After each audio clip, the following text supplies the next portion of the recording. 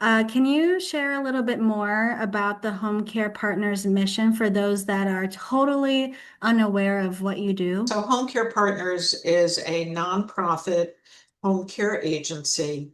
Um, our mission is to support older people and adults with disabilities to continue to live safe, healthy lives in the community.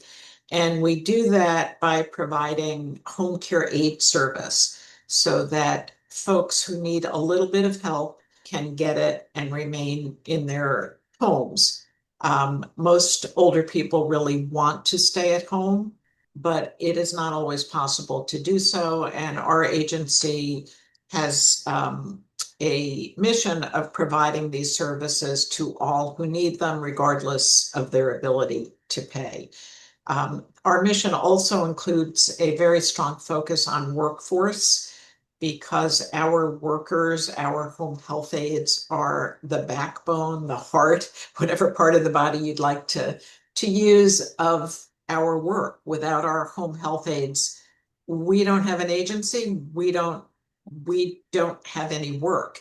So we feel it really is important to support those workers. Yeah, absolutely. And you kind of touched upon my next question a little bit. It's a bit of a twofold, if you will. So, home care partners, the challenges, the opportunities that you address on a daily, weekly, monthly, yearly basis. Can you walk us through a little bit more about that? Challenges we face fall into two major buckets, if you will. One is always funding, because we are a nonprofit, because we are, for the most part, providing services to people who cannot pay privately on their own for them. We do rely on funding. So we get a number of different local government grants and contracts to do so. We are not a Medicare nor a Medicaid agency, but we are more of a gap filling agency for those who don't need the level of care that is traditionally provided by Medicaid and Medicare. So we rely on these other government grants. And this is a tough time to be getting government contracts and grants of any type, whether it's federal or local. And so funding is always a challenge. The other challenge, which goes back to the mission, is workforce. There is a huge shortage of home health aides. It's not just in this area, but also really the whole country. And I think there are really legitimate reasons for that. It is a challenging job, very gratifying job, but difficult. And it requires a license, it requires training. The pay traditionally is not as high as I'd like to see it be. Many agencies don't even provide any type of benefits. So you can imagine that people don't want to necessarily go into this type of work and they don't necessarily stay. And so that has always been our challenge. We do a lot to try to address that challenge, but it's a huge challenge for us. Yeah, I can imagine the burnout must be very real among that type of workforce. Yes, absolutely. I think the workforce shortages have really been exacerbated, particularly COVID. Excuse me, COVID was a real dividing line. Folks just said, "I don't want to do this anymore. This is too difficult. The risks are too great." And people left and they didn't come back. Many did, but some did not. So that was, certainly when you look at some of the more recent challenges that added to our workforce shortage. And now with all the government budget reductions, it is even a bigger issue. From those challenges, do you see any opportunities that might arise? I think as a whole, the home health aide workforce needs to be elevated, and I think we are doing that. I think Home Care Partners is doing that in conjunction with other agencies and funders, such as the Community Foundation of Northern Virginia. We have been able to really focus on this workforce and show our not just appreciation, but provide salaries and benefits, and engaging training and all the things that everybody should have in a job. I think that that's something we have really focused on. And I think it raises the awareness of the community in general of this type of work and what the opportunities are and how vital it is. Without home health aides, people can't stay at home as they age. And most don't want to go to institutional settings, but we don't have enough of those either. And the cost is huge. And so this really, I think, has increased the awareness. Yeah. Well, I would definitely want to touch on our collaboration, the Community Foundation and Home Care Partners, but I would love to learn more about the connections you've made with other agencies and organizations along the way. What does that look like? We are, Home Care Partners is a Metro DC regional agency, and in every jurisdiction in which we work, we are very active in provider networks of other home care agencies and funded programs, advocacy organizations, commissions on aging in every area. So the Arlington Commission on Aging in DC and Montgomery. These are groups that we are affiliated with so that we can make sure that our local governments, our federal government knows how important this work really is. And so you touched on the first challenge being funding. And, our collaboration, our connection with you is you are a 2025 grantee. So congratulations to Home Care Partners for that award. What kind of impact do you see as a result from that grant funding in the year or years to come? Well, we are extremely grateful for this award. We were really delighted to receive a grant award again from the Community Foundation.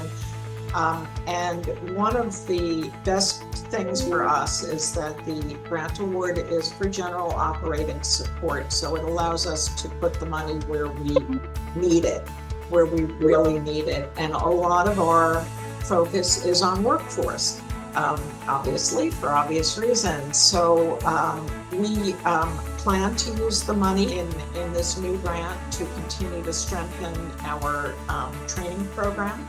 We bring all of our aides into the office. They come in groups because there are too many to all come at once.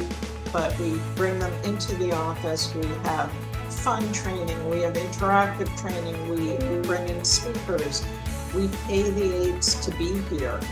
We are now, with support such as the Community Foundation, we're even doing one session on every topic that we do in Spanish because we have a large group of Spanish speaking aides. And although they all speak English, but they're more comfortable in Spanish. And I think they're able to learn better in their native language. And so we now are able to do that so that we can really best meet the needs of our workers. We also, in this goes back to our previous grant, but we had a situation in which our primary funder in Arlington needed to cut their budget, which in turn impacted our aides because they didn't have the work that they were used to having, and they are paid on an hourly basis. And so at that time, we were able to use some of our grant funding to provide some very temporary support for our workers. Now, I hope that won't happen again, but we all know the situation we're in, and it's really great to have the flexibility to do that as we need to do so. Yeah, absolutely. Well, I think you just presented another opportunity for home care partners, right? Providing training in different languages could potentially provide aid workers for people of all backgrounds. Having this large group of, at this time, Spanish speaking workers, we have a number of other languages represented among our staff as well. But not only are we able to better serve our workers by providing them training in their own language, but in turn, that then benefits the clients that we're serving because the aides are better prepared, they're more comfortable. And for many of our clients, we have a very diverse client population as well. So that they sometimes would prefer to have somebody who speaks their native language, even if they are English speakers themselves. So this allows us to really meet the needs of our clients while we're meeting the needs of our workforce as well. I want to close out our time here together. Do you have a specific story or a personal or one you have at work that illustrates how Home Care Partners has directly changed the lives of Northern Virginians? At the risk of sounding somewhat redundant, I was going to tell you a story about one of our aides, Maria, who is a Spanish speaker. Her literacy level is limited.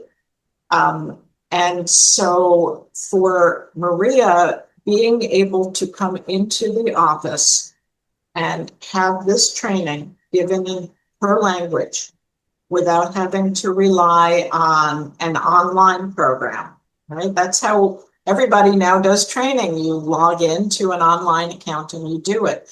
That wouldn't work for Maria. And the fact that we're able to do this for her makes her a better aide and more satisfied with her job. She also, because of the extra support that we're able to give her, she's able to take part in our health insurance program, our retirement program, the different types of benefits that we do offer to our aides, which might have been beyond her reach if she didn't fully understand what we were providing to her.